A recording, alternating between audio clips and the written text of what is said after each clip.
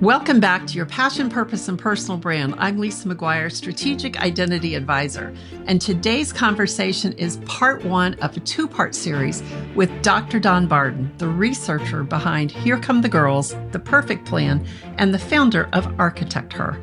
If you've been listening to this podcast for a while, you may remember my previous conversations with Don about Here Come the Girls. It's back in episode 170 and 171 if you want to go find it. Those conversations have stayed with me because Don was not simply talking about women rising in leadership. He was naming something so much bigger. And so today, that's where I want to begin. Don's research makes the case that the future of business, work, culture, and community will be increasingly requiring leaders who create trust, make people feel seen, heard, understood, valued, and empowered, and who know how to lead through human-centered decision-making. This conversation also lays the foundation for ArchitectHer, the year-long leadership architecture experience for women preparing to build the next era. We will talk more about the experience itself in part two, but today we're going to begin with a bigger shift. So Don, I've been waiting for this conversation. Welcome back. Hey, thank you for having me. And you know what? I'm 170 and 171. That's amazing because I think I've listened to all of your podcasts. And if anybody hasn't, it's a binge-worthy opportunity. I'm telling you, you do a great job and I'm honored to be back. And thank you for having me. Well, we're going to continue that conversation because whether you know it or not, after those episodes, I keep your book right next to my computer, and I can't tell you how many times a week I pull that out to reference this doctoral study that you did. And so we're going to dig into that a little bit more today. But when you first came on the podcast to talk about Here Come the Girls, you made a pretty bold case that women are not just entering leadership in greater numbers, but the way many women lead is more aligned with what businesses, teams, consumers, and communities need now. And since that conversation, again, I've not been able to stop talking about it and thinking about what that means, not just for women, but for the future of work. So that's where I want to begin. All right. Sure. When you look back at Here Come the Girls now, it's a year later here. What do you believe most people need to understand about the thesis of the book? Oh, wow. That's an amazing question because you're getting really on the granular doctoral level. Yeah. What's interesting about this is most thesis or most dissertational type work, doctoral work, which is designed to be credible. That's really what it's all about. Mm-hmm. So when you do a doctoral paper, you're saying, look, we're going to follow protocols, Baconian science. We're going to do things that the academic community will look at with enormous resolve. And they'll say, okay, this was done properly within controlled sets. It's not a rah-rah book. It's not a, hey, this is all awesome. Let's get pumped up, which does happen. It's a beautiful side effect, from the book. But it was meant to be academically sound so that there was no question about it.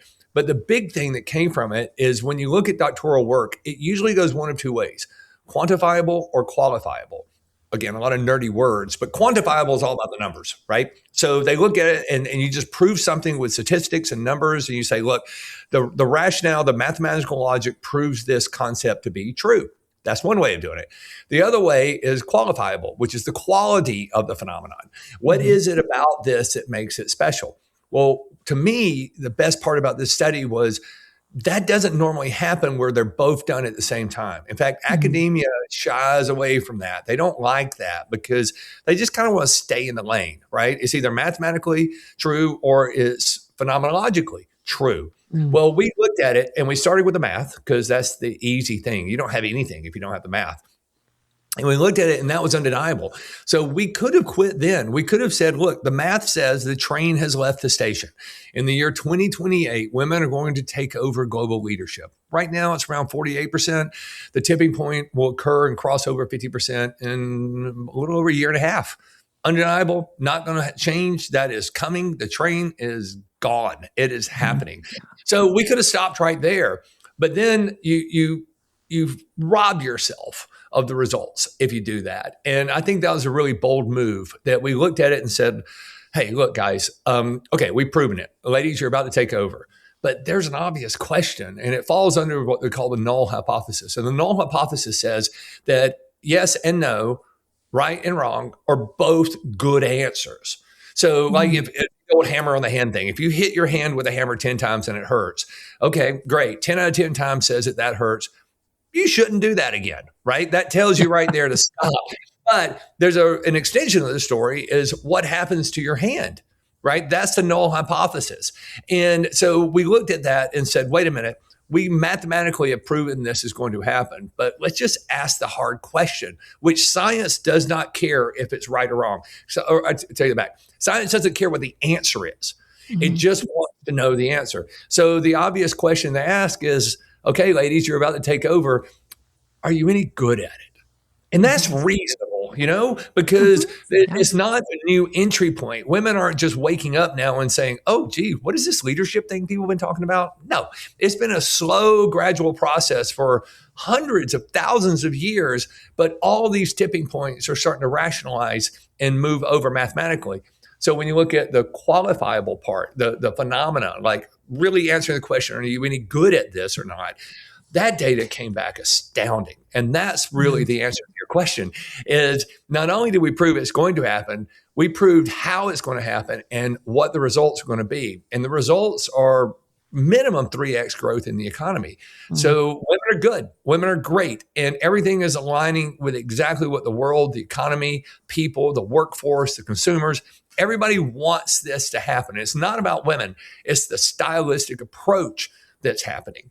And it's going to be led by women. So all of these things are coming together at one time, and that's rare. And I think we were pretty gutsy for trying it, but it paid off. And we were able to say, not only are women going to take over, but they're really freaking good at it.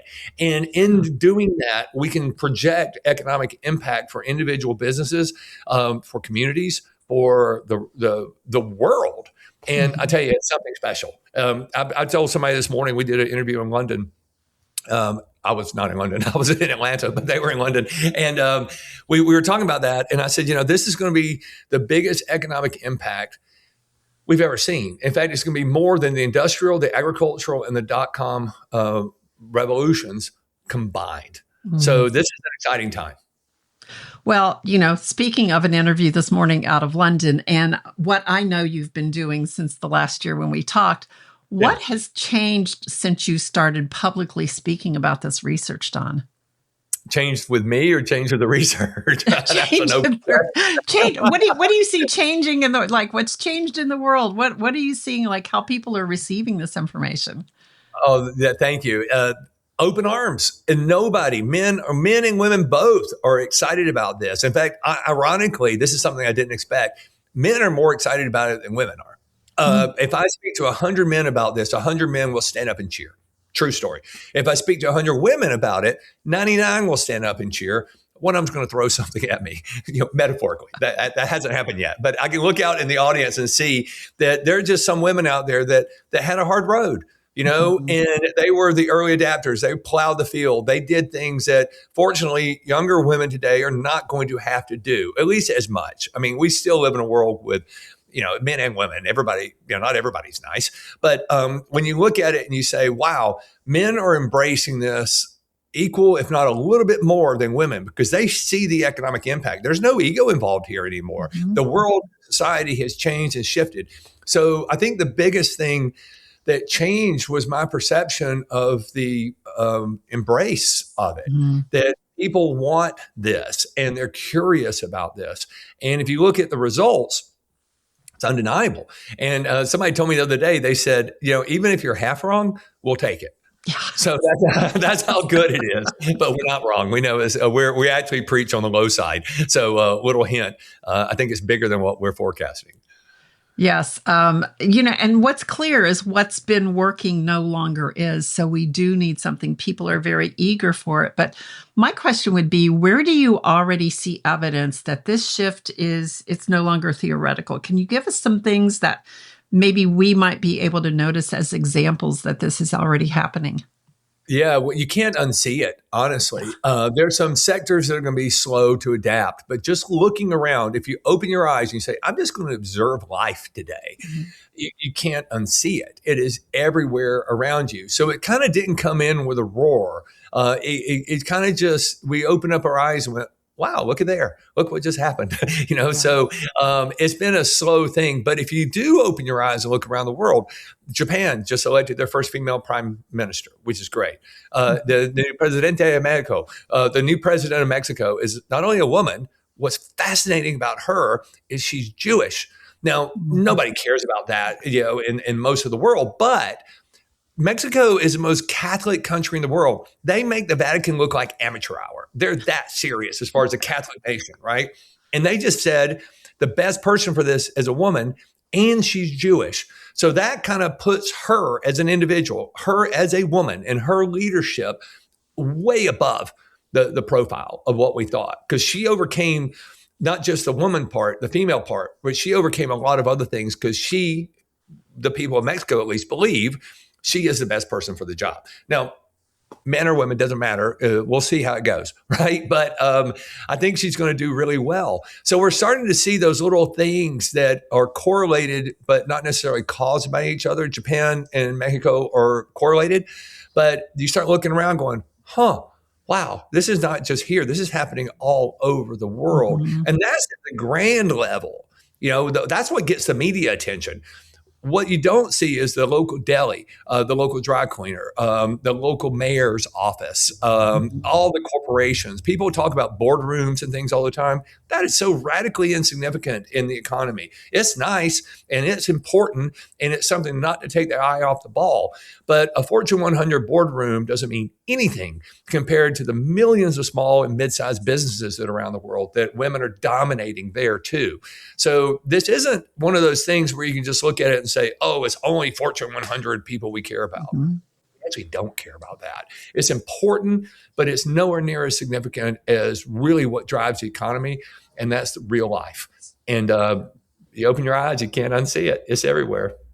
That's right. So where are people, or what is it that people are still misunderstanding about the rise of women in leadership? What are those perceptions that they just can't let go of? Yeah, I think a lot of people want to look at the math or the quality. They don't want to look at both. And we've been trying to force that if you look at the math and say, okay, undeniable, it's happening. We know that's true. Well, that kind of robs the rest of the story if you stop there. So yeah, we can relax and breathe. It's going to happen. But then the obvious question we said, are you any good at it? Well, not only are they good at it, they're great at it. And the most important thing, and this is where people they're not slow. It's a lot, to grasp. But when they open their minds and perspectives to look at the possibilities of what's going to happen, and the fact that the workforce is changing, the consumer is changing, the way we distribute, we live in a world that everybody's communicating in real time all the time, that people have choices that they didn't used to have. Well, all of these things are coming in at one time. And it's at the exact same time that women are rising to lead into a role of leadership. Well, the traditional patriarchal male system, which I'm a guy, I've got boys, I love being a guy. This is not anti-male at all. And like I said, men embrace this. So I'm not anti-male, but men in the system, we've been trained to do things a very specific way over time. It's authoritative, and it works. It worked just fine. But now the world is changing. And as women are coming into it, they're coming into it with this new style that matches perfectly to that. So not only are women going to take over mathematically, the quality of the work is extraordinary, and it's perfectly aligned with what the workforce, the consumer, and really what the world's economies are looking for right now. So this is a perfect storm that, maybe for the first time ever, there's nothing negative about it at all. It's going to line up so perfectly that we're going to see a positive reaction that we're forecasting a minimum 300% increase in the economy over the next couple of years. Now, in full disclosure, war, alien invasion, zombie apocalypse, another plague, I can't help you. Okay. If that happens, we're on our own. But I'd rather have a woman in charge when that does happen than a guy. So I think we're okay. We're not going to have any problems if things stay the way they are. We're going to see significant economic impact from this. Okay, boy, does that expand the job description of having to deal with some of those. But, Yeah. I'm really glad that you point out that this is not a men versus women conversation. And that's not really what I hear in your work, Don. What I hear is that the world has changed and the leadership model that many organizations inherited was designed for a very different era. So, my question is, what was the old leadership model designed to do really well? Whew, wow, great question. Let me start by this. I always tell when I put my professor hat on and I teach doctoral and graduate level classes. Sometimes I teach undergrad too, and it's a lot of fun. But one thing I always tell students, and I beg them to embrace this because a lot of media and outside influences are not this way. But I try to tell them, please, above all, do not judge the past. When we look back at like your question and we say, okay, how did we get here? What was the old system designed to do? We can go back and look at that and be kind and be open and be understanding, but do not be judgmental. And the reason I say that to people is twofold. One, I believe that history does not repeat itself. People repeat themselves. So we look back over time and we go, okay, what's the one thing about humanity that overall, I mean, there's some weird stuff that happen every now and then, but overall, what do we know about us as humans? We really do care. We're really doing our best with what we have at the time. So you can't look back in history and think, oh, they're different from us. They should have known better. They didn't. That's just reality. They didn't. And here's what I tell students all the time. You can't judge the past unless you're willing to be judged yourself. Because there's some things that we do in society today. We do heart transplants. We are rebuilt. That eye is bionic, it's mechanical. Okay. So we look at this and go, oh my God, this is the greatest time in history. Yeah. But guess what? Your great grandchildren are going to call you barbarians.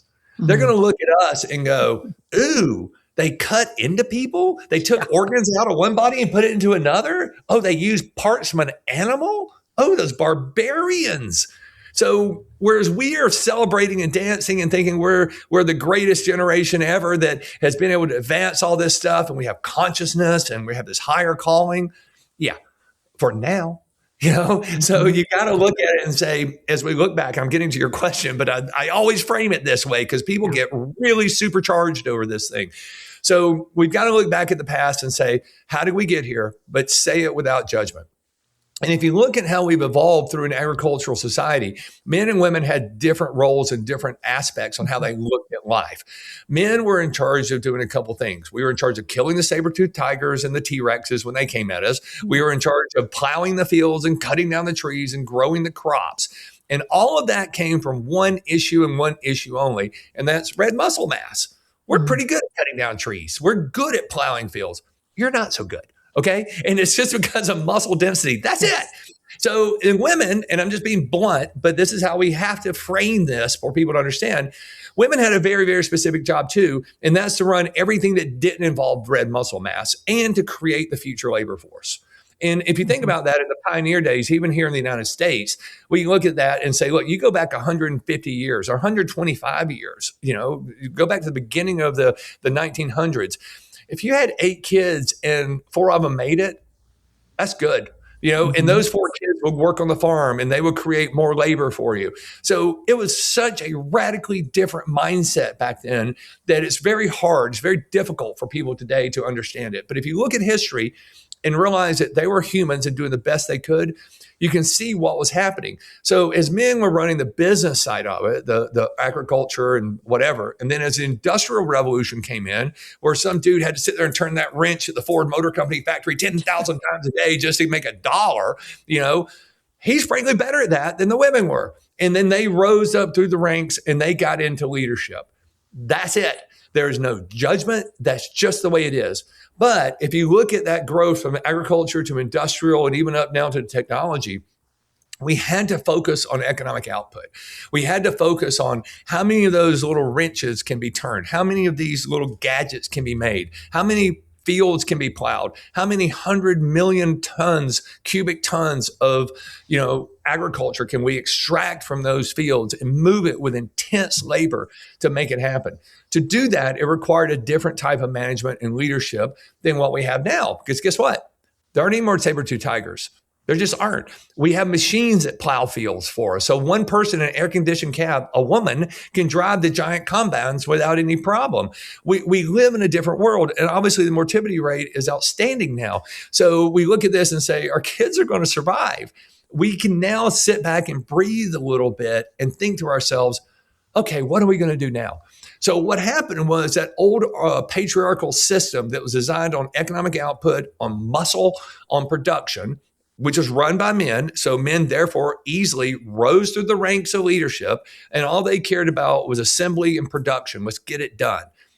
Those days are gone. Now, we still make things, but the automation of it makes it easier. Red muscle mass just isn't that important. So now as we look at things, and we can go back to the 1950s, and we can start seeing everything from the advent of the birth control pill all the way through women saying, I think I'd like to study finance. I think I'd like to study this. I wouldn't mind having a career doing that. So it's taken a long time. Well, I was around, not that long, but it's taken a few 4 or 5 decades now to get us to the point where the playing field is level. And at the exact same time, the workforce was changing. The workforce was saying, look, I'm not going to turn that wrench 10,000 times and make $1. I went to school too. I have hopes and dreams. I believe that I can provide for myself and my family in different ways than in the past, where I felt sort of encumbered to work for the auto industry or the railroads or in agriculture. People have choices all the way around. So as that's happening, as the labor force is looking at choice, as consumers have choice, they're all looking at this and saying, wow, we've just evolved out of that system. But guess what? We now have 2 times. We have men and women, 50-50 split, basically 51-49, somewhere around there. But now we have twice as many people that have an opportunity to be leaders in this new world, because we're bringing women into it. And women started preparing for this 50 years ago in the traditional sense. Now, you've been preparing for this since Adam and Eve, because every guy on the planet will tell you women have been in charge the whole time. We were just in charge of the T-Rexes, right? So if you look at that and say, okay, how did we evolve? It's very explainable, very understandable. But here's the big but. And I've taught for the Army, I've taught for the military for a long time. We do have a tendency, this is metaphorical and physical at the same time. We have a tendency to fight yesterday's wars. In other words, we hang on to past ways of doing things a little longer than we probably should. But then we get these hyper performers. We get the Elon Musk, the Jeff Bezos, the guys who formed Uber, Steve Jobs. There's some people out there that are saying, we need to think differently about how we think about the way that we think about our thinking. If that makes sense. And in doing so, it's time. And oh my God, did anybody ever pay attention to the women over there?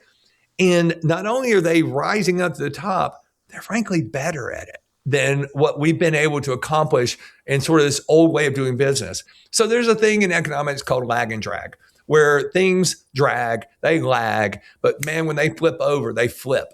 And that's what's about to happen. So we're coming out of the patriarchal system built around production and red muscle mass. We're moving into this new system. And conveniently, women have been preparing for this a lot longer than men have been aware or unaware that the change is happening. So all of that's coming together. But I'm real sensitive about this. No judgment. None. Yeah. It's just the way history was. And people are good people. I believe that. And they want to do the right thing. That's why at the end of the book, I think the most profound statement in the research was, this isn't a girl thing. This is just something girls do. And I say girl over and everybody, so I can say whatever I want. So ladies, sorry. But that's really how it comes down. This isn't a female thing, a girl thing, or whatever. It's just what you do. And the timing is perfect. So that transitional change is about to happen. Actually, it's not about, it is happening. Yes, it is happening. And so one thing I'm very curious about, Don, the title of the book, Here Come the Girls, but immediately celebrating how women will take over global leadership by 2028. I'm very curious because, men have been running the show for quite a while, and they're sitting there watching this. How do men benefit when this next leadership model becomes more visible and valued? What is their part in it? Yeah, well, there's 2 parts to that answer, right? There's the individual and the aggregate, right? So there are going to be, and this is a man and a woman thing. This isn't about just men. There are some people who just don't like things. They don't like whatever it is. You can give them $1 million, and they'll say you should have given me 2 million. I mean, there's just some people that are holding on. They're scared and they're reactive. Mm-hmm. And we always talk about this in behavioral economics. There's only 2 ways to approach any shift or change. You're either going to respond or you're going to react. And the difference is a reaction is always based on fear. So when you see people pounding their chest and being real loud about stuff, step back and feel for them a little bit because they're terrified. They're reacting to it. But most men aren't reacting. They're responding. And response comes from the opposite of fear. It comes from love. So most men are looking at this and saying, hey, I get it. Here you go, ladies. You can have the keys. I'm tired. Just take this thing. And if you can make it better, if you can increase the economy 300%, if you can make my daughter and my granddaughter's future better, why would I stand in the way? So men are really embracing this. They don't have a problem, but there's a little asterisk. There's just some jerks out there, men and women, and ignore those people. I always say the greatest economist ever was Charles Darwin. If you look at him and I've studied Darwin inside and out. If you look at it from a biology point of view, he's 50-50. You take everything Darwin said and apply it to economics, he's batting 1,000. It's just, so I think we mislabeled Darwin. And what we're going to see happening is natural selection. That those people, those asterisks who refuse or want to fight, good luck to you. We're going to leave you behind. You're going to go extinct. So it's a transformative time that I think men are embracing a lot more than they get credit for. Well, that's wonderful. And, I think about, I have 3 grandsons, or will have 3 grandsons here very soon. I am just so excited about the world that is coming for them and the possibilities they will have. Which leads me to, you often talk about people wanting to be seen and heard, understood, valued, and empowered. And that language sounds really simple, but it's really not soft. It has real business implications.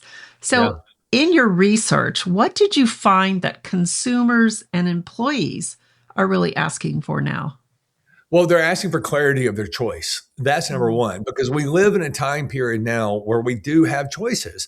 It's not like there's only 1 or 2 TV brands. You go to Target or somewhere to buy a new TV, there's 20 or 30 brands out there. And guess what? They're all fine. They're all good. It's going to work. It does what it says it's going to do. So in the past, we lived in a world where choices were either non-existent or limited. And now we don't have that anymore. So as this era of time is changing and consumers and workers have choices that they can base their life around, then that choice is going to be driven by a phenomenon that says, why would I want to spend time with you? Mm-hmm. And what we're seeing is they want to feel seen, heard, and understood. They want to say, if I'm going to spend 3, 4, 5 years of my corporate career working with you, and yes, I'll get paid, and hopefully you enjoy the job and you find some satisfaction from that. But in doing so, do I feel like I'm valued here? Do I feel like I'm working someplace where I'm making an impact, I'm doing good work, but most importantly, I'm recognized? And in that recognition, it boils down to, do you see me? Do you hear me? And do you understand me? And women, frankly, do that better than anyone else. And that was one of those big aha things that we found. It's not just the quantifiable side that the math says it's going to happen, because it's going to happen. It's done. But okay, like I said, okay, ladies, are you any good at it? And you look at the process and you think, okay, and this is true. If you take a female-owned business and put it side by side with the exact same business run by a man, same market, same city block, same everything. It could be a deli, whatever. Overall, overwhelmingly, women outperform men 3-to-1 in revenue and profits, running the exact same business. So she's making 3 times the revenue and she's got 3 times the profit than a traditional male model does. But you look at it and go, well, that's just a fluke. No, it's not. That means 3 times the people want to engage her. 3 times the people want to come to that company because they feel seen, heard, and understood. Mm-hmm. And if you look at her workforce, and this is an interesting stat, in North America right now, the average worker is 39 years old. And that same worker changes jobs every 3 years, unless they work for a woman. And then they change jobs every 6 years. Now, there's an economic argument that you can say, well, wait a minute. what if they're hanging around way too long? What if they should have processed out? Well, that's a simple solve. We just look at their production numbers, and everybody measures production differently. But when we did that part of the study, we came back and realized that a female-owned business or a female-run business, their employees increase their output in years 4, 5, and 6. So not only is she keeping them twice as long, she's increasing their production. And consumers are looking at it and saying, Coke, Pepsi, Red Bull, Monster, Ford, Chevy, BMW, Porsche, they're all good. Why do I choose you? And the reason they choose is multifaceted, but it comes down to those 3 terms. For whatever reason, mysteriously, they feel seen, heard, and understood as a consumer, because the workers feel seen, heard, and understood, because she has a very definitive process that she follows that has absolutely crushed the mold of the old patriarchal system that men used to have. And that's hopefully that's the next question, because I get excited. That's what I want to talk about. That's what we got to, was just do that. But that thing that they need to be doing, like I said, it's not a girl thing. It's just something girls do, but the timing is perfect for it. Well, I'll tee up that next question then, Don. Just head right on into it. Tell us about it. Well, let's compare men and women on this. Again, going back to a male patriarchal system that we were forced to because of labor, red muscle mass, and production. Guys are really good at fixing things. We like to fix things. There's some genetic wiring, I don't know if it's primal or what, that guys like to fix things. And sometimes guys will break something just so they can fix it. We really enjoy fixing things. But in the past, when you had, and this is a serious number, you go back to the 1910, 1920 era of the Industrial Revolution, we were still running at about 80% literacy rate, which means 80% of the people were not literate enough to be able to do it. Now, they could read a little bit, but they're not reading specs and schematics around the business and how to do it. That was a very, very small percentage of people, mostly men, because of the access to education, that were doing that. But inherently, they still like to fix things. So men like to fix things, but there was a workforce. Maybe they know how to fix it, maybe they don't. But the leadership would always say, when there's a problem, just give it to me, I'll fix it. So if somebody went up to a male leader historically and said, sir, here's a problem, the leader says, give it to me, I'll handle it. And we've seen this happen recently on a lot of things. And the man will take over and run with it. Well, sometimes that's okay because he probably does have the experience to do it. But the vast majority of the time, it's not okay, because what you're doing is you're neutering your workforce. You're saying that I don't value enough, or I don't trust you enough to think that you can do it. Whereas a woman is the exact opposite. What a female leader does, and we saw this with enormous consistency. In fact, for any academic nerds that are listening to this, it's called the saturation rate. When you're doing, say, 1,000 interviews, in which we did 2,000 or 3,000 interviews with female leaders all over the world during this study, what you're looking for is a point where you start hearing the same thing over and over again, and you say, okay, we've saturated this conversation. That usually happens between 60 and 70%. So if you're interviewing 1,000 people, around 600, you're going to start saying, oh, there's a theme here.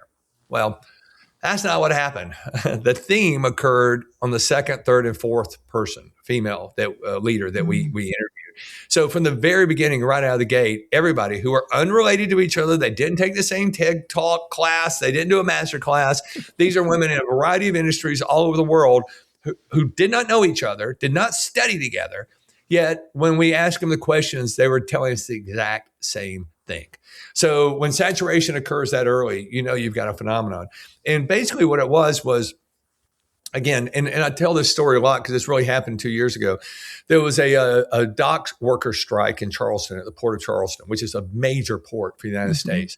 So it's coming in, and there was a company, and they had a ship sitting out there with containers on it that had all the stuff that they needed for their factory. They did kind of an on-demand type thing where they only held about a week's worth of inventory. All of it had to be produced and brought in real time to make it work. Well, when the dock workers went on strike, you can look out in the harbor and see the boat. You can see the containers with your stuff in it, and it's not coming in. It is stuck out there because nobody's going to take it off. So we had situations where a male-owned business, people would go up and workers would say, hey, boss, sorry about this, but I don't know if you heard about that strike in Charleston. We got about 3 or 4 days worth of inventory here, but if we don't get those containers off that ship, we're going to have to start shutting down factories here. Now, that's business. That happens. Yeah, deal with it, right? Well, 100% of the male-owned businesses, when men were in authority in that situation, said the same thing. Give me the phone. I'll start calling people. So they told the worker to go away. I'll handle it, which is code for I don't trust you. I'm going to have to do this myself. And sometimes it worked, sometimes it didn't. On the flip side, when the exact same scenario happened with female-owned and operated businesses, it was a radically different conversation. The person came up and said, hey, ma'am, we've got a problem here. Not sure if you saw that, but this is what's going on. The dock workers are on strike. We got 2 or 3 days worth of inventory. We've got a problem. Every one of the women did the exact same thing. They add 3 steps to the process before they try to fix it. And actually, they don't try to fix it. And there's a reason why. What they do is they immediately separate the problem from the person. So she said, oh, wait, yeah, I did hear about this coming in this morning. I was listening to, the news. I was streaming, and I heard that. Now, we both know that this is not you. It's not us. It's a dock worker strike. And I'm very, very sympathetic toward that. So what she did was she separated the problem from the person, and she actually showed sympathy to the problem. She recognizes that it's real and has an attachment to it. I'm sympathetic. That's a very, very real problem, but I know it's not you. Then the second thing she does is she looks back at that same person and says, hey, look, I know you're in charge of supply chain. Hey, this isn't you. Are you okay? Just breathe. We need to talk about this. It'll be okay. We'll work through this together. But basically what she did was showed empathy to the person. So think about that. She separated the problem and showed sympathy to the problem. Then she showed empathy to the person. This takes a minute, right? Yeah. But then that's when the magic happens. Then she leaned in and said, look, this is your world. You deal with these people. You know them. Tell me this. What would you do? If you had a magic wand, what would you do? And in most cases, they said, well, we do have contacts down there. There are emergency orders that we might can get, the governor to sign for us. There's processes and plans in place I'm acutely familiar with. I'd be happy to tell you what to do. Well, the female leader actually, and when that happens, looks at the person and says, no, you go do it. So what happened was she realized, and the data supported this enormously because this took us down a rabbit hole, but this is a fascinating bit of data for you. 94% of the people who bring you a problem know how to solve the problem. Yeah. Think about that. 94% of your team, when they have a problem, they know how to solve the problem themselves. But the traditional patriarchal male model says, nope, give it to me. I'm the guy. I got to fix this thing. Red muscle, or work on this. Where the women said, wait a minute, I'm going to separate the problem, show sympathy to the problem. I'm going to show empathy to you, but then I'm going to lean in and I'm going to meet you where you are.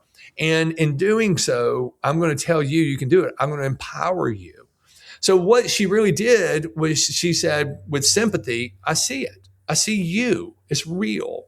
With the empathy, I hear you. Okay. I get it. But then when it comes to problem solving, I understand you're my person. You're the person who knows how to do this. And when she does that, then that translates to the person as I'm seen, heard, and understood. And when you have an employee that's seen, heard, and understood, a magical thing happens. They feel valued. And that value is so powerful when it comes time for them to make a choice. Like, yeah, I can make a few extra bucks going over here. Well, working in the old system, you'll go, yeah, what the hell? I'm just going. I don't feel seen, heard, and understood. I don't feel valued. I'm just a laborer here. So why don't I just go for the money? But with her culture, they're like, oh, wow, she believes me. She trusts me. I feel seen. I feel heard. I feel understood. Therefore, I'm valued. I feel valued because I work here. And here's the secret, Lisa. If you have a valued workforce who is also empowered, because remember she said, okay, go do it. Mm-hmm. A valued workforce is empowered, will move mountains for you. But here's the real secret. She has an empowered workforce that's valued, who wants to stay twice as long, who cares about it. But what really happens is the next time there's a problem, that workforce doesn't come up and say, ma'am, there's another strike. I don't know what you want to do. Do you want to talk about this? It's the exact opposite. They'll pass in the hallway and say, oh, ma'am, not sure if you saw that. There was another one of those little strikes yesterday. We fixed it. It's good. And you're like, okay. So what that does is that frees her up to be a great leader, to be innovative, to think about things, to work with big customers, to think in creative ways of how to grow the business. So when we look at this and we say a female run business outperforms a man 3-1, you know why? Because she's got a better workforce that's valued and empowered. She makes them feel seen, heard, and understood. But in doing so, the blessing that they give her back is increased production and increased responsibility. And by doing that, that frees up her time to grow the business. The guy, the way we've been trained, ends up spending so much time dealing with it. He's literally walked away from the responsibility of the business to deal with today's problem. And there'll be another problem tomorrow and another problem the next day. So in our old way of doing it, as the economy has grown faster, as the workforce has changed, men have actually neutered themselves by neutering their workforce. And that's why the stagnation is occurring. The new hyper growth that's driven by choice is looking for someone to say, look, I see you, I hear you, I understand you, I value you, you're empowered, you can do this. And that's what changes everything. And if you think about that from a worker's perspective, why would you want to leave? Yeah. You know, why? And the flip side of it is when they do leave, it's a hug fest. You know, they're coming back and they're saying, ma'am, this has been the best 6 or 7 years of my corporate life, but I have a dream job opportunity. It's the best thing ever for me and my family. But you know what? I wanted to stop and thank you. I could not have done this had I been with you. Well, that's when the tears are flowing, right? That's when you're hugging someone and wishing them the best. So it's a completely different shift in the humanity of this. And women are there and they're poised. And this past 50 years has brought them to the point where all the intersections are crossing at the same time. And we can teach men to do it, but don't forget the math. The math is saying that regardless of whether you're any good or not, you're taking over. So, but it just so happens that women are taking over mathematically, and they're much, much better than men are living, especially in this new economy, because you haven't been trained by those old patriarchal systems. You know, as you're speaking to this, Don, I just think one of the most valuable gifts you can give to someone is to let them know that they are seen and heard and understood, right? It's the I matter to someone. My work has value. I am respected for doing it. So I can see why productivity goes up. I see why people are so loyal. I'd follow that person all day long. Yes. No, that's very, very easy to look at that. It's not rocket science. I mean, when you look at it, it's a story that we can tell that makes sense. But this is one of those rare situations where we have the data to support it. It is real. It is happening. And it's, like you said earlier, it's something to celebrate. Yeah, it really is. So why do you think so many women leaders seem naturally aligned with this shift? You know, I grew up, you know, as a woman, and I never had lessons on this is what you do. There was no class in school for this. Why do so many women leaders seem so aligned with this? Yeah, we purposely avoided that conversation in this, but I know what the answer is, and it's tenacity. That women have a way of figuring out how to get things done. And there's really interesting data. I think it's 297%. So a woman juggles 297% more issues at any one time than a man does. Now, I want to be very clear about that. That doesn't mean that the man is sitting around. In fact, the issues that men juggle sometimes are really big. So while a man might be juggling 10 and you might be juggling 30, those are big 10. So this isn't pointing fingers at stuff. But if you just look at the sheer volume of what women juggle every day, because men don't come home and have the same family responsibilities that women do. That's just the facts. You know, some people say, well, I do it. I did it too. I changed a lot of diapers. But at the end of the day, it's just different. And women have the tenacity to get through that. So while I think that going back 50, 60 years, that early wave of women coming through education, the educational system, changing the way they think about their thinking about going into industries that are mostly male dominated, saying I can do that, they had these pretty tough girls. You know, they had to be pretty tenacious to do it, but they plowed the road and they got it so that these younger girls today, when they're coming in through university or they're, you know, early in their job career, they didn't face the same things that you might have. They just don't, because there's a group of tenacious women that busted down those walls. And ironically, remember when I said if 99 women will cheer, one of them will throw something at Yeah. me? That's where the one comes from. She's a Mm-hmm. little bit older. She's had a rough ride, and she's not mad at me. She's not mad at the story. She's just mad. And I get it. She deserves that, and we should honor that and help her. But her work is doing such great things for this next generation. I've got a new granddaughter that's just born, and I can't even comprehend how beautiful the world's going to be for her. Now, there's going to be issues. There always are. But I think that the world going forward, run by women, and that approach is going to be the most beautiful thing ever. And guys will ultimately figure it out. But the phenomenological side about training and how to lead in this new world, we'll be teaching a lot of men to do that. The feminine way, the here come the girls way. That's easy. But the math is the math. It's already, I think, around 47%, and it's going to tip off between 69 and 72% by 2032. That makes it work. And so there's no denying it. It's just happening. And I don't think guys have a problem with it at all. No. And I've been in presentations with you, Don. I've seen the men nodding their heads and the smiles on their face. And yes, it is coming. So very eager. Daughters and granddaughters, it's like, I raised 3 sons, and I'm so proud of them, and they're great. But now I've got a granddaughter, and I'm looking at her going, I can't wait to see what you see, and to see the type of impact that she could make on the world. It's because she's going to live in a world that's different than what you and I lived in or have lived or living in. It's just the facts, and here for her. It's going to be great. It will be great. The new human economy is already reshaping how leadership works, and the women who understand it first will be the ones who lead it. ArchitectHer, created by Dr. Don Barden and me, Lisa McGuire, is a private leadership architecture experience for high-capacity women preparing to lead what comes next. Grounded in Dr. Barden's research, this curated cohort brings together women carrying real scale and responsibility to think, decide, and lead with more clarity and authority. If you're ready to move from achievement into authorship, learn more about ArchitectHer by clicking the link down below. The next era of leadership is already here. Architect it. So, Don, here is the tension I see. Women may be uniquely prepared for the future of leadership, but many of them are exhausted. They're carrying companies, families, teams, communities, and invisible emotional labor that we don't always think about. And they are often the ones that people trust. They're the ones they rely on, they turn to. But that doesn't mean that they're resourced. So my question would be, what are you seeing in high-achieving women right now?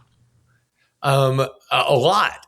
First of all, they didn't get there unless they deserve to be there. So cheers to them. They work really hard. They figure out a way, and everybody's different on how to balance it. The big thing I see that is really heartfelt for me is the deniability of that weight that they're carrying. And again, guys carry the same thing. I always tell people I don't remember the 1990s because I traveled internationally every day. A lot of times it was day tripping. I would day trip Mexico or London or whatever, but I had 3 babies at home.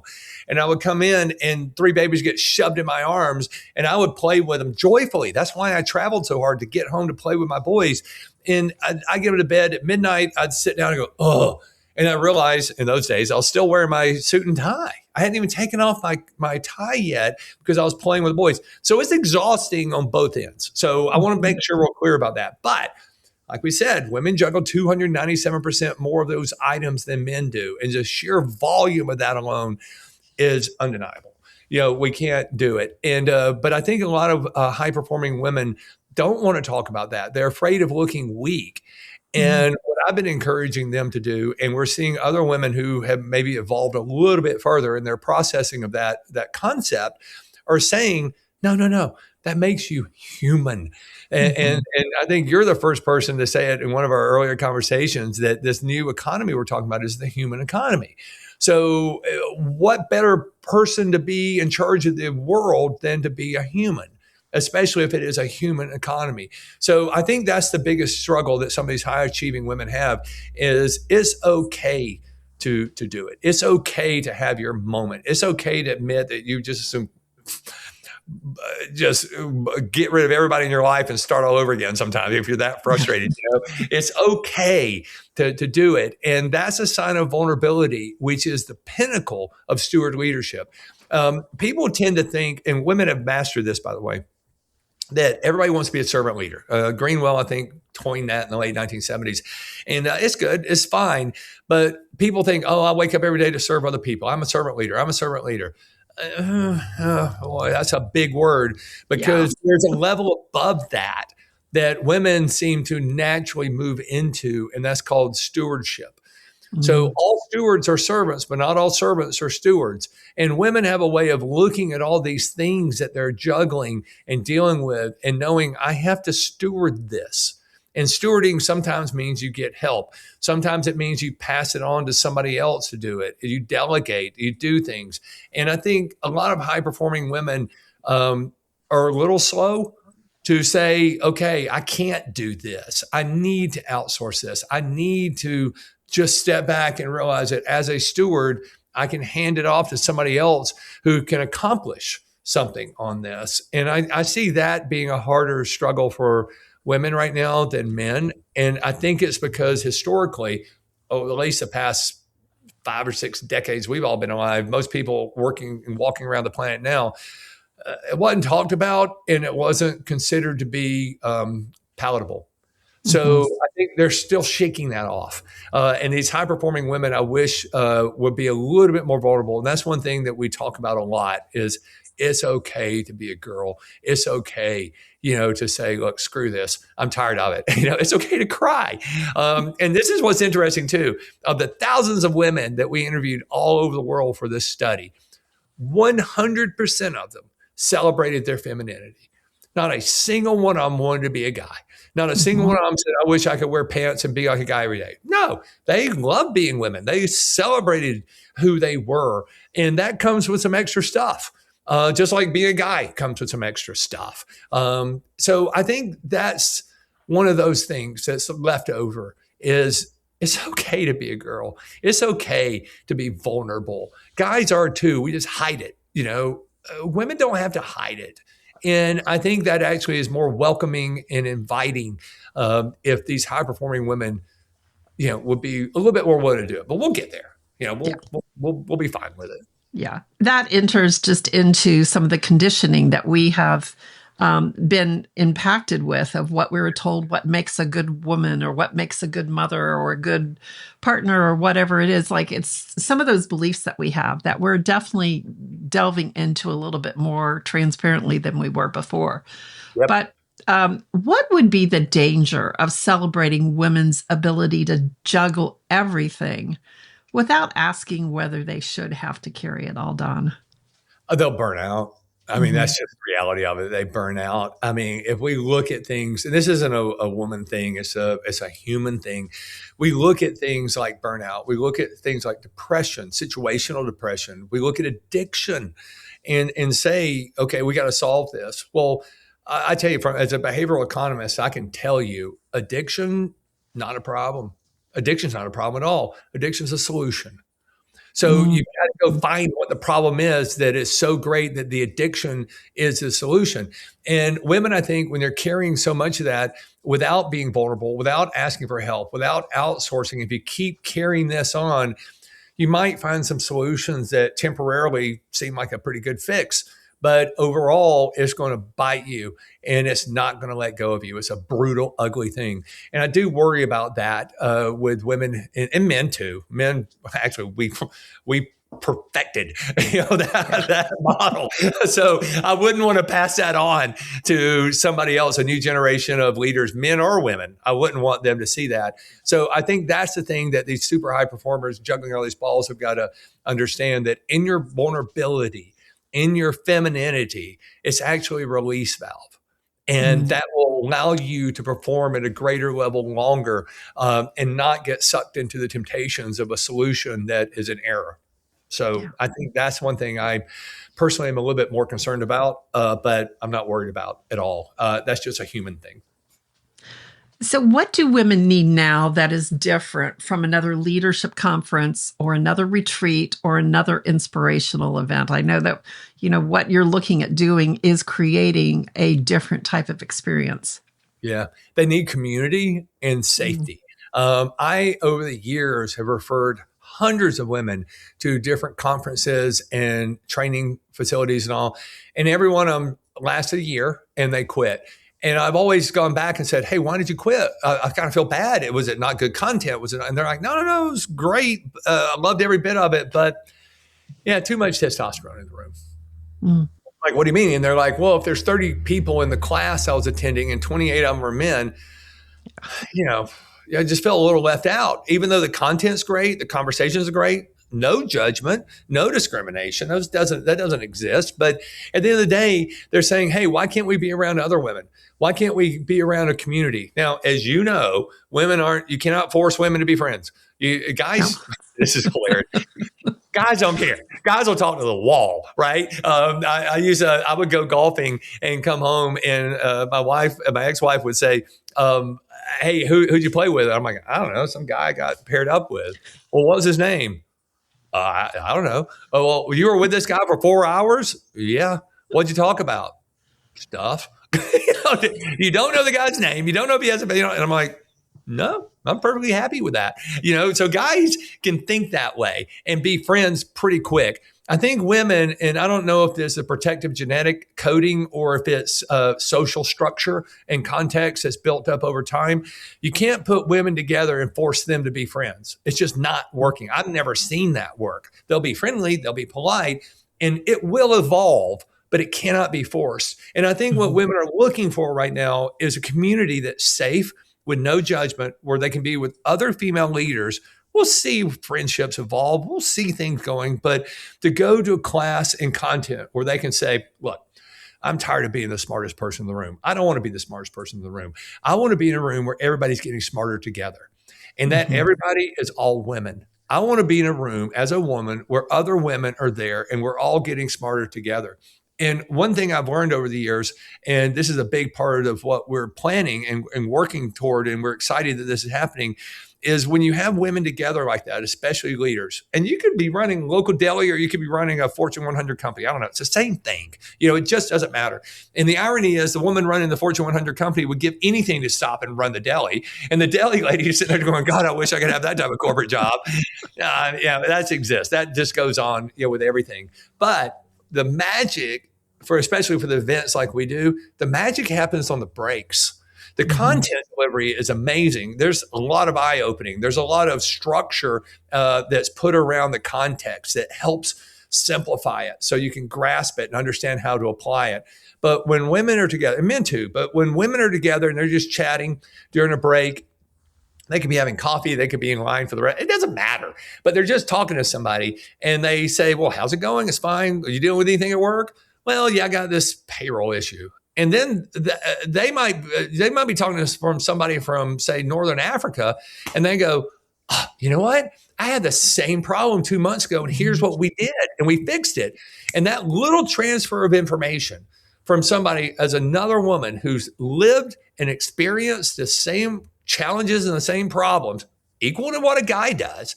But by Mhm. her saying, hey, here's what I did, that is just as valuable as the context and the content that's being taught. So we've created an environment where the whole time there's opportunity for engagement and learning. So it might be a casual break, but you never know what's going to happen. I think that's a lot of fun. Yeah, it is. And I've been one of those two women in a room of 30 with 28 other guys. And it is a different environment, but to be able to have that. And what I see with that, Don, is I see it as women move from a transactional conversation to a real conversation in a very different way, just because of the human connection. I think that is where we're going with that human connection. We're willing to step into that human conversation a little bit earlier. But Mhm. what you're talking about is really the bridge where I see it into what you're doing with ArchitectHer. If women are already capable, the issue is not capability. No. The issue is the architecture, right? The structure around them, the room around them, Yeah. and the language around them. And the trusted proximity is the thing that makes the difference. So, as we head into that, what happens when women are in a room where they're not competing anymore, where they're not performing, where they're not proving? What do you see happening there? Enormous display of energy, compassion, and intellect. I mean, that's what happens because if you get a room full of guys, there's a little bravado going on. There's always somebody who wants to tell a bigger story. We know what that's called, right? And that happens. It's real. I don't see women doing that. Of all the women I've lectured and taught and done this, and I think we do a really good job, and I'll pat myself on the back of that one, is very non-judgmental. So everybody is comfortable and everybody feels safe. But when that happens, the level of conversations are a lot.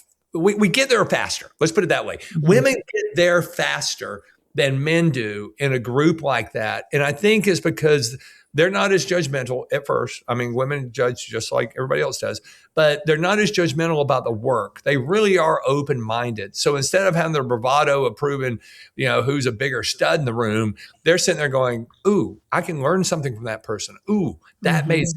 Oh, that's the line I was looking for. I wanted to hear just that line. That changed everything for me. So, in economics, we call it the Jack Daniels effect. I don't drink anymore, but there's only one reason you drink Jack Daniels, and that's to get there fast, right? So that's what they do.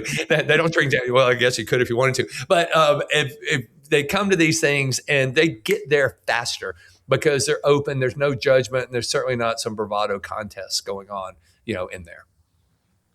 Yes. And I think when you get these women in the right room, like think about what is possible when that room is not just a one-time event where it continues on. So what do you believe becomes possible when those right women are in that right room that continues on?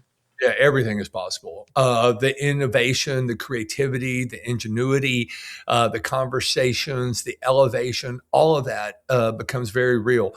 And here's another side effect from the study. Here come the girls. Men tend to love mergers and acquisitions. We like acquiring things. We like our stuff.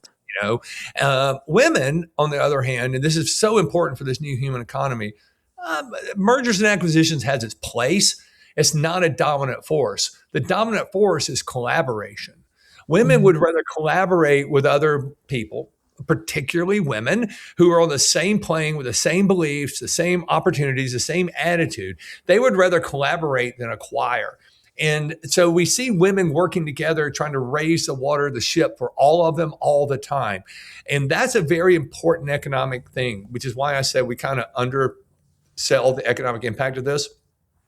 I'm telling everybody, the data is supporting a 3x growth. That's easy to do because if women are running the vast majority of the businesses, and like I said, in a few years, it'll tip out around 70%, and a female can grow her business 3 times bigger and faster revenue and profit than a man does, think about what that's going to do to the economy.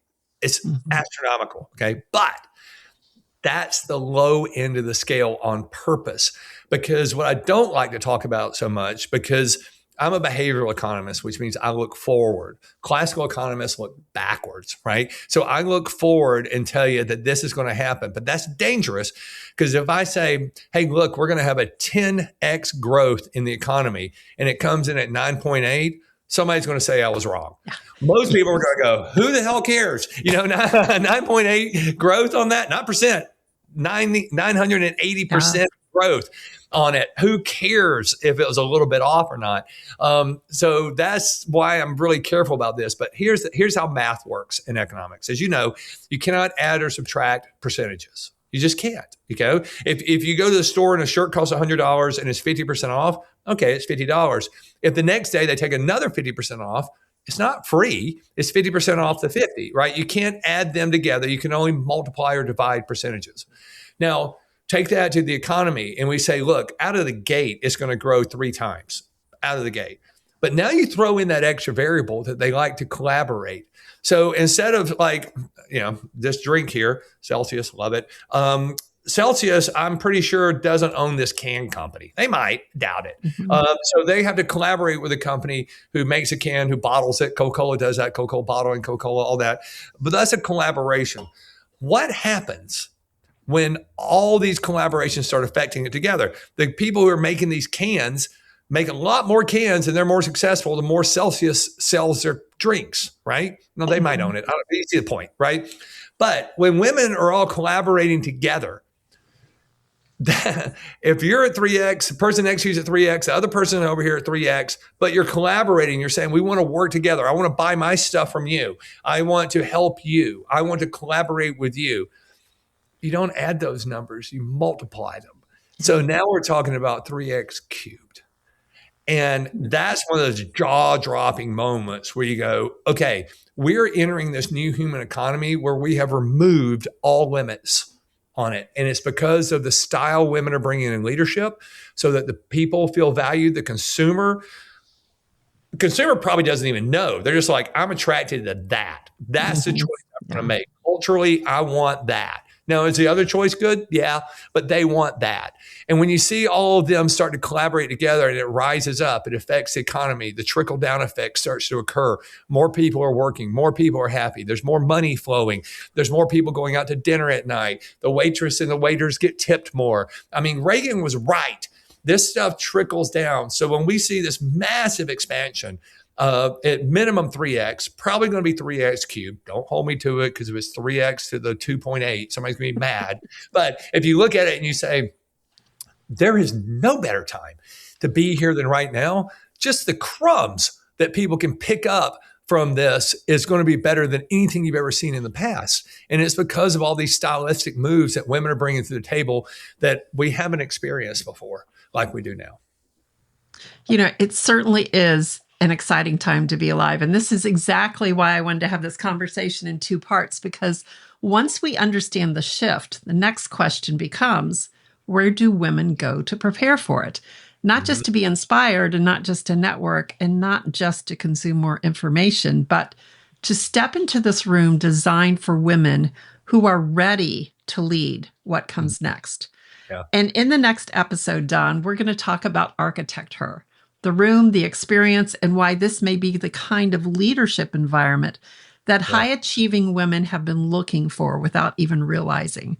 So as we close this first part, what would you say to the woman who can feel that something is changing, but does not yet know what she is supposed to do with that knowing? Yeah, I would go back to one of the greatest quotes I've ever heard. And that was from Thomas Jefferson. And he wasn't talking about this subject at all, but he said something. Someone asked him about luck. And he said, I don't believe in luck at all, but I do find the harder I work, the more of it I find. And in doing so, I've also realized that luck favors the prepared.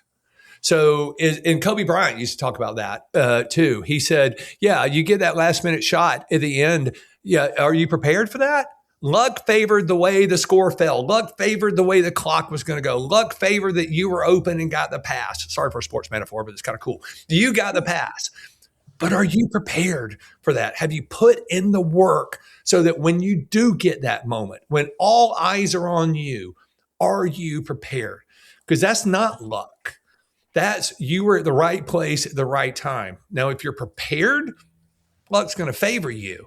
So what ArchitectHer is about being prepared. There's parts of it that's going to be jaw-dropping, parts of it where women are going to go, oh my God, thank you. I knew it, but I couldn't articulate it. Or I felt these things happening, but oh my gosh, you put a blanket over this metaphor. You put a blanket over the concept and I see a shape. I see a form. Now I know what to do. This is rinse and repeat. But more importantly, she'll know how to train her people, men and women, other leaders in the organization, not only to say, hey, this is why I do what I do. This is why you should do the same. It's not a me thing. It's an us thing. It's us and our. And I think that's what women are bringing to the table. But again, you might say, look, if I 3X sounds great, but if I just grow 20%, I'm fine. You're right. You're right. And you're going to pick up crumbs and grow 20% just because you were there. But I guarantee you're not going to feel the same. When you're looking around the rest of the world saying, I know I would have taken 20% growth, but I really would have taken 300% growth or 400% growth. How come I wasn't there? What did I miss? You weren't prepared, and that's what ArchitectHer does. And I'm so grateful that you want to talk about that, because it's an opportunity for women to come together to collaborate with other women. No, I'm the only dude in the room. Not even the staff is guys. I'm the only guy. I'm the professor, okay? But other than me, everything is by women, for women, about women. And it is, and thank you for saying this again, it is a celebration. But we got to roll up our sleeves. There's some work to be done. And in that work, you will find you're prepared. And that's what I'm excited about. Yes, very exciting. I know women have reached a certain level and they know that they want more, and it sounds like this is going to be the room to be in. So we're going to continue that conversation. But to our listeners, if this conversation stirred something in you, make sure you listen to part 2. We will be talking about ArchitectHer, the curated room that has been created for women who are ready to move from achievement to authority and prepared to lead what comes next. And if you want more information, make sure you look down in the show notes. You'll be able to see those links there. So check back with us next episode, and thank you for being here.